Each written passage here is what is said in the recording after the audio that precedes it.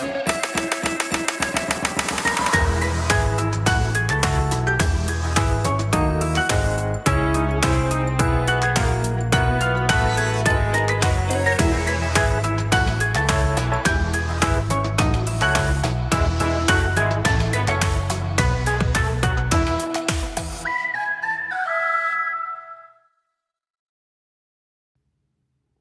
guys, Cartoonist here. Merry Christmas and welcome to day number 8 of season 4 of my 12 Days of Christmas series here on the channel. And today we have our first double whammy for the Cars line. Of course, we did have the Lego Figs unboxing, and that was like 4, and we had the Metal Figs video, which was like twice as much, because, you know, we had like a lot of figures for that. But today for the Cars line, we will be reviewing our first set of 2 characters.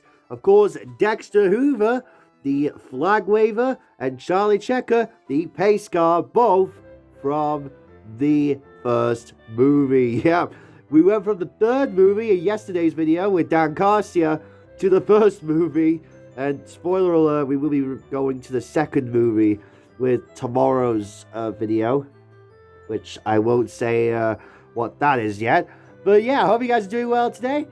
And without further ado, let's get into today's day here, shall we? I've been really looking forward to reviewing these 2 because, you know, they had a big moment in the first movie. You know, Dexter obviously being the flag waver, and what's his face? Charlie being the pace car. I was actually talking about the movie moments line in yesterday's video because both here were released in the movie moments line, although in 2 different waves. Dexter was in the wave, you know, that was with sorry guys, the initial launch of the movie moments series. Sorry, I don't know what that was there, but you teeth didn't manage.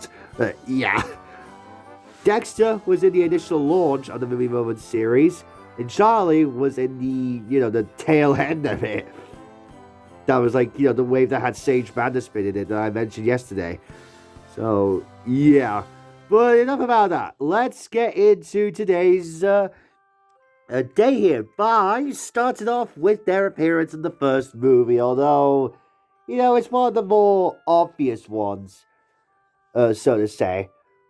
Because, you know, Dexter is the flag waver and Charlie is the pace car. And obviously, Charlie, I think, had a bit more of a purpose or a bit more of a moment in the movie during McQueen's pit stop. Because obviously, if you guys remember, I mean, I'm sure you do. I mean, the first movie's been out for nearly 20-odd years. So, well, it's nearly 20 next year, so.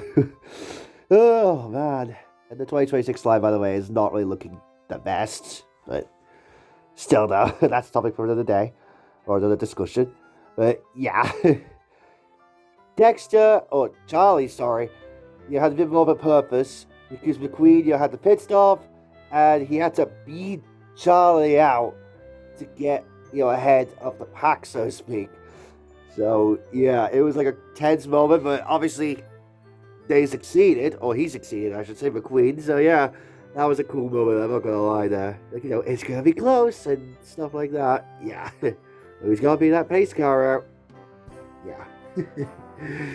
And obviously there was like that moment as well in the third movie with Cruz and Pat Traxon, who I have to decide here that we'll be getting into a little bit more later on. Now, releases for these 2, I mean, come on, it's like countless. I think they were both released in like either 2007 or 2008.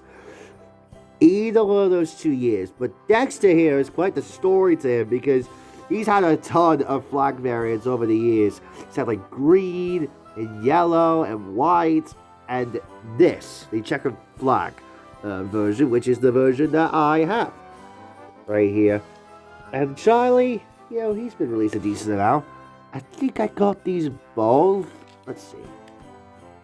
Yeah, 2022 is when I got Dexter and Charlie here. So, yeah, we're going to start with Dexter, because obviously he is the, you know, the main flag waver, so to speak, not to be confused with Dexter from Thomas, of course. So, about his expression here. It just kind of looks like he's not really in it, so to speak, but it's not a terrible expression by any means, but still. Another thing I'm not really a big fan of is how the flag was treated. Good God, what in God's name am I looking at? Good Lord, that looks bad. Like, the detail and everything. It looks like it's been, like, it almost looks like they forgot to, like, check the paint. And when they did, it turned out like this. Like, that's the feeling that I get with that. I do believe his flag is attachable, but I'm not going to try it because I don't want it breaking. But, yeah. And also, it's kind of unrealistic to have it in the side view mirror. That's why they released Chris Revstovsky, who was the flag waver in the third movie with his, or her, sorry, checkered flag right there on the fender. So, that was a good decision. So, yeah. Anyways, grill and the headlights, yellow bumper. I believe it is, yeah, plastic inserted piece. Is the bumper plastic piece? Uh-oh. Okay. Uh-oh. Yeah. We've come to an issue here, folks. Dexter has a mouth plate. Why, Mattel? I thought you drifted away, no pun intended, with mouth plates, but you can see there the crack where the mouth plate would be. Oh, come on. Thought we moved away from mouth plates, Mattel, but it doesn't look terrible on him. Anyways, Piston Cup official, Piston Cup Racing Series official there with some yellow lines, nice logo, doesn't look bad at all. Now, since he has, does he have black ribs? Oh no, he has dark blue ribs. It's hard to tell on camera here, but he has dark blue ribs, and they actually don't look terrible. Because when I looked at Dan Garcia yesterday, he had the treading really bad. So, yeah. Speaking of bad, the Piston Cup logo looks a little fuzzy, especially the Racing Series part of the logo. I do like the color scheme, though. Excuse me. I do like the color scheme, though, with Dexter. Nice blue on top and then yellow kind of like thing there on the bottom there. Unfortunately, only this back portion is plastic and then the front portion is a metal, which kind of stinks because, you know, Meta, he's all metal, so it would have been nice if Dexter got the same treatment, but oh well, it's no big deal. You have the official logo there on the side there, although unfortunately the yellow is kind of, is it? Oh, sorry guys, I keep checking here for these, yeah. The, excuse me, sorry guys, my voice was going a little dry there, but yeah. Yeah, it doesn't look that bad, being honest. That looks good. And on the back, you have official. Oh my goodness, here's the A113 thing there, the code. It says A113CA, which stands for, I think it's California, yeah. Or is it? I don't know. I don't know what that CA stands for, but A113, we know where that comes from because obviously that is a big Pixar Easter egg. And you have official with the taillights. The bumpers are part of the piece there. And there is the base. R28, so you know that's a 2020 release. Or 2022 release, sorry. Excuse me. It's made the 20th week, sorry, of 2022 at the A Factory, presumably. So that's it for Dexter. Man, I did not realize that... Excuse me. I did not realize there were some things I didn't really like about it. Like the mouth plate coming back, even though it's not bad. The flag, the expression, damn. Looking back on that Dexter, that's just kind of, kind of sad. Because, he was a big part in the movie. And yeah, his diecast kind of sucks. Let's hope the tables will turn with Mr. Checker here. So his expression, right off the bat, is way better than Dexter's there, which is kind of funny because, like, come on, he's smiling there, whereas in the movie he looked kind of, like, serious and kind of frowny. But I guess they're trying to, appeal to kids because they want something that's smiley, not something that's, like, frowny, even though You have that with the Cars 1 racers. Like, come on, Mattel. What's your logic there? Is there logic even? No, there isn't. It's Mattel. What do you expect? Headlights, and it says sorry. Goodness gracious. Pace car there. Piston Cup logo there with a blue stripe. And the blue stripe actually goes all the way to the back end with this nice spoiler there, which looks pretty cool. You have the siren up there, because obviously he is a pace car. Nice silver rims. No trying to worry about there. Piston Cup logo there.